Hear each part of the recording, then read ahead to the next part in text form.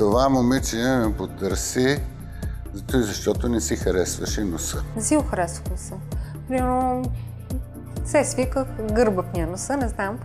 И знаете, нашето гарджа си е най-хубаво.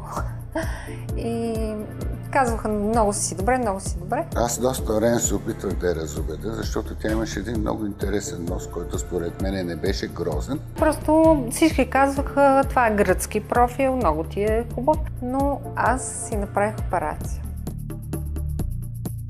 И майка ми чула добри отзиви за доцент Евстатиев. Майките всичко правят за децата си, както знаете, и отидохме на преглед при него.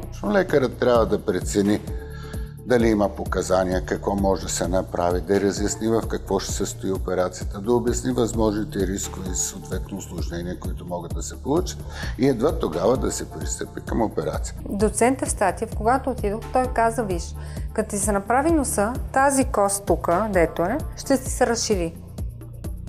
И може носът ще стане по-широк долу. И аз казвам нищо. И всъщност всички виждат сега колко си харесва носа. И е хубав. Бях с маска. Той каза на майка ми, че след операцията има болка и да ми вземе аналгин. Той препоръча да слага лед мама след операцията. Мама ми слагаше непрекъснато лед. И мене не ме болеше. Даже казах, мамо, моля да обади се на доцент Евстатиев, да го питаш, мене не ме боли.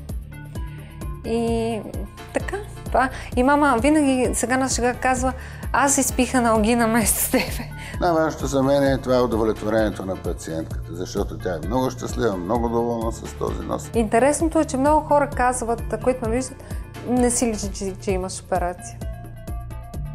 Когато се виждаме сега, тя е много щастлива и много се радва и казва, какъв ми е хубав носа, колко съм доволна, колко съм щастлива. И за мен е важното да бъде доволен пациент. Доволният пациент е моята награда.